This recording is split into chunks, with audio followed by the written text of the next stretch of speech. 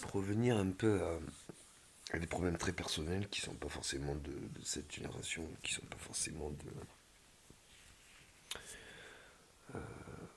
Non, ils sont pas de cette génération, mais ils sont bien de cet instant quand même.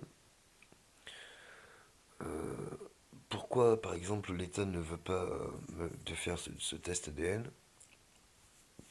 C'est tout simplement parce que, comment vous dire, que ça soit d'un lien direct ou indirect après 3, 4, 5 générations, on est tous consanguins en fait.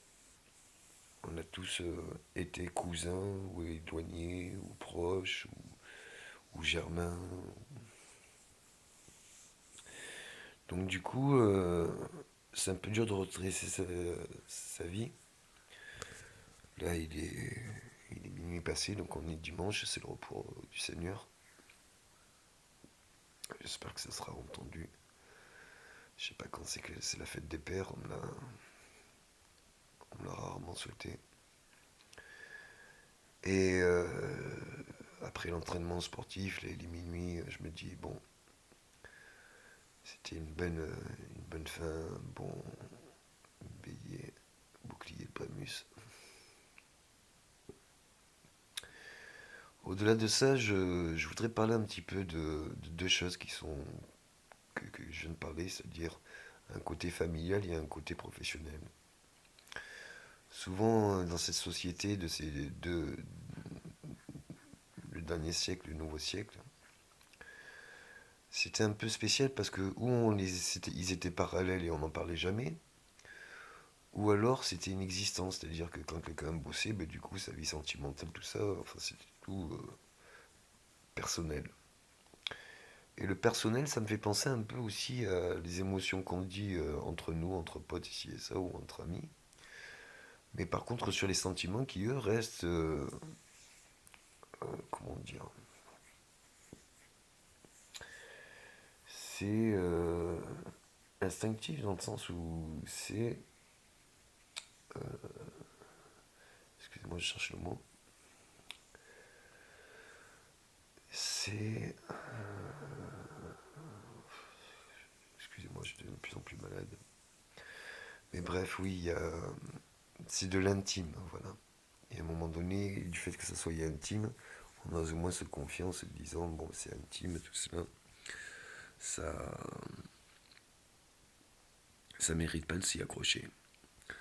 Or, si l'intime est révélé, et bien du coup, c'est un épanouissement des sentiments.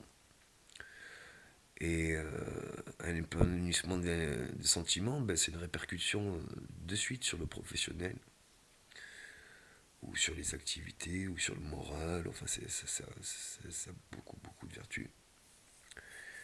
Et c'est pas pour critiquer ou boycotter les jeux ou quoi que ce soit, hein, de tout sport confondu, mais c'est qu'à un moment donné, on se dit, quand on a la bonne manière, pourquoi utiliser les méthodes qui sont pas forcément agréables, même si elles sont productives.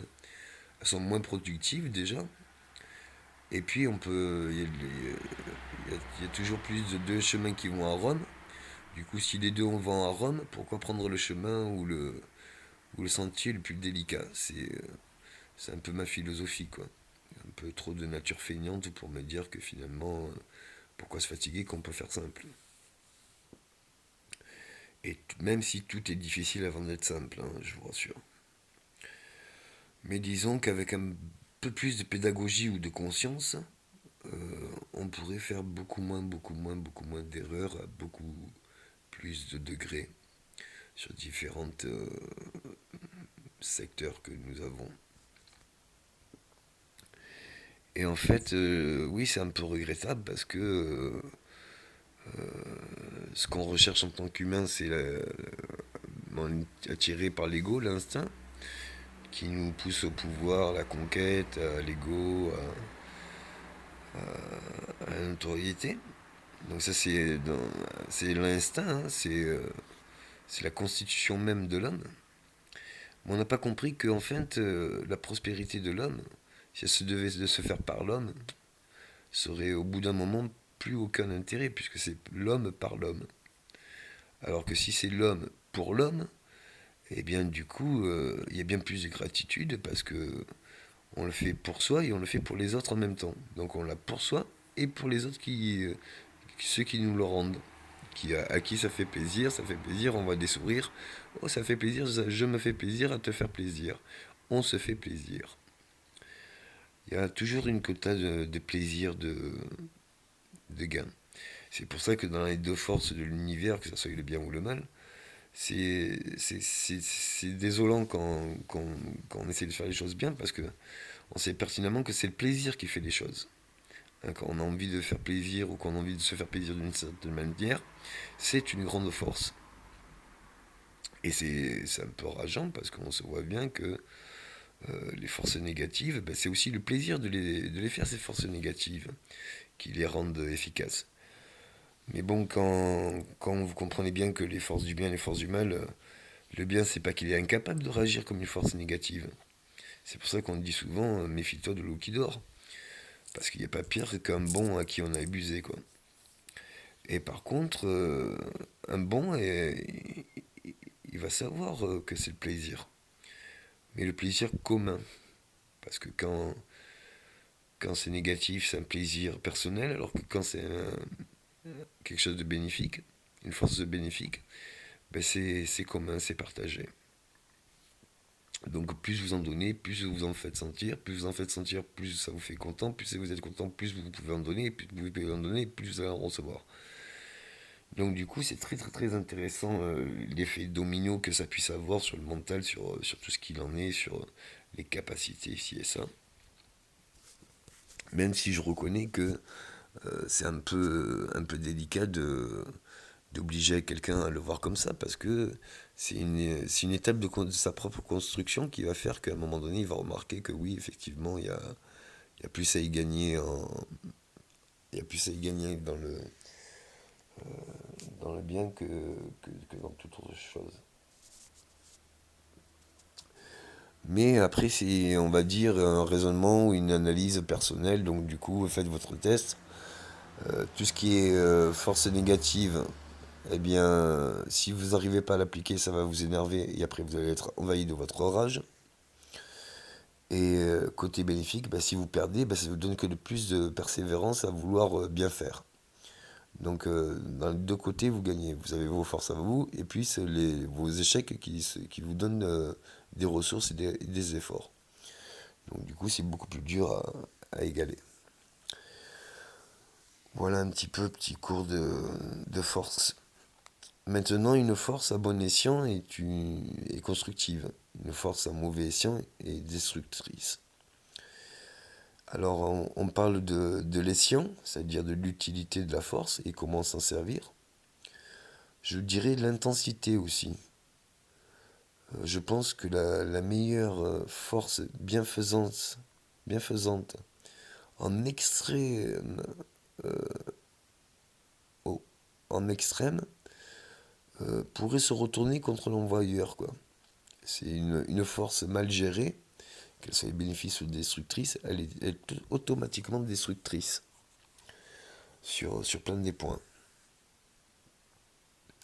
Donc ça, c'était pour côté sport, tout cela, ou stratégie, ou avant on jouait on faisait des parties d'échecs, maintenant on fait des parties de foot ou des parties de rugby, enfin, c'est intéressant aussi. Si le sport, comme disait Grand Corps Malade, le sport ça donne les courbatures. Le sport au départ c'est pour donner l'élan et l'envie de faire du sport à ceux qui n'en font pas, les sportifs de haut niveau. Maintenant là ça va faire 2 3 ans qu'on voit tous les sportifs de haut niveau qui sont vraiment dans un état critique ou alors ils en souffrent vraiment quoi. C'est caractéristique quoi. Et ce n'est pas que des simples fatigues du dos, non, non, il y a des opérations, il y a des ci, il y a de là. Donc c'est un sport qui devient presque dangereux. Je sais même pas si les arts martiaux se cassent autant de trucs quoi. Le rugby, bon, ça peut se comprendre, il y a plus de contact, mais le reste. Donc c'est trop bien faire, c'est comme pas assez, c'est pas ce qu'il faut. Faire ce qu'on sait faire, tant qu'on peut le faire, et le faire longtemps. Ben, dans le temps, on apprendra toujours à s'améliorer, hein. La pratique, ça vient de l'action, donc plus vous pratiquez, plus vous êtes dans l'action, et plus vous êtes dans l'action, et plus vous connaissez les pratiques. Et c'est au-delà de toutes les théories, c'est la pratique. Après, oui, vous comprenez bien que tout est en évolution permanente, tout est en évolution, tout est en mouvement, en changement, mais quelque part, rien ne se perd. À part juste le temps qui s'aligne, mais celui-là aussi, on le perd pas, quoi. On le gagne. Et puis à gagner le temps qui fait que ne jamais s'arrêter et avoir un peu plus d'âge avancé, ben c'est sûr qu'on désire un peu réparer les erreurs de jeunesse. Ça, c'est selon ma construction. Mais c'est peut être valable pour la crise de la quarantaine, en fait. Qui fait que j'ai beaucoup d'intérêt à me dire que j'ai une vie de père, de grand-père, et que j'aimerais bien aussi voir mes enfants, les toucher, et surtout les voir. Je sais pas qu'est-ce que je suis comme ami, je sais pas qu'est-ce que je suis comme frère ou comme fils. J'aimerais au moins le savoir comme père et comme grand-père. Après, oui, vous pouvez me juger mes enfants comme quelqu'un qui n'a pas été présent. C'est vrai, j'étais pas présent. Moi, je formais aujourd'hui ce futur dans votre enfance. J'espère que vous m'appréciez ou que vous êtes reconnaissant de comment je l'ai tiré. Moi, je m'en veux. C'est impitoyable. Parce que même si la plupart de mes enfants sont des chanteurs, sont des sportifs, et réussissent pas mal leur vie, je dirais que la plus grande force d'un père, c'est d'être là quand l'enfant en a besoin, et pas quand il est au sommet, pour le soutenir. Je dis pas que le soutenir, c'est pas la meilleure chose à faire, hein. Je dis que c'est dur de prendre conscience qu'on a perdu peut-être 20 ans ou 30 ans et que pour mes enfants, eh bien, ils n'ont pas pu encore serrer leur père dans leurs bras et moi leur père et faire de même avec mes enfants. Et puis des fois, d'après ce que je crois, ce que je ressens, mes enfants sont tout prêts, mais ils n'osent même pas me dire quoi que ce soit. Et je n'arrive pas à les reconnaître. J'ai eu beaucoup de problèmes de mémoire dans ma vie, avec amnésie totale et autres, comme c'était à les périodes de Jason Bourne. Et j'espère que vous m'en voulez pas, c'est pas un manque d'amour qui m'a fait perdre la mémoire. Ça a été un voyage dans l'espace. Alors je sais que c'est encore des secrets d'État ici et ça, mais bon, la réalité est la même. Si je peux pas vous reconnaître, si je peux pas me sauter de joie quand je vous vois dans la rue ou autre, déjà par ma vue à 1,50 m, 2 mètres, j'y vois plus. Je distingue plus, je vois les formes, mais je distingue plus le visage. J'ai du mal à les reconnaître. Et à partir de là, oui, tout de ça, il y a aussi la mémoire, qui est pratiquement jamais revenue. C'est pour ça que je me débat dans tous les sports possibles, imaginez-nous. Parce que c'est une obsession de vouloir se rappeler de ces moments que j'ai aimés, de ces personnes que j'ai aimées, de ces moments, des moments où j'étais présent avec telle personne, telle personne. Qu'est-ce qui s'était passé, comme ci, comme ça. Tout ça, moi, je l'ai pas. Enfin, je l'avais pas. Maintenant, j'ai plus ça. Et j'ai même pu peut-être devenir dans ce corps. Donc je sais pas quand c'est que la fête des pères et la fête des grands-pères, je crois que ça arrive. peut-être en demander trop, mais comme j'ai pas pu vous reconnaître avec mon ADN, comme j'ai pas pu et je peux pas vous retrouver, eh bien dites-vous que vous pouvez. Alors je ne doute pas de la manque de présence que je vous ai fait dans votre vie. J'espérais pierre par pierre créer aujourd'hui. Je ne sais pas si j'y suis vraiment arrivé. Ce que je sais, c'est que même 20 ans, 30 ans après votre existence, vous manquez terriblement, énormément.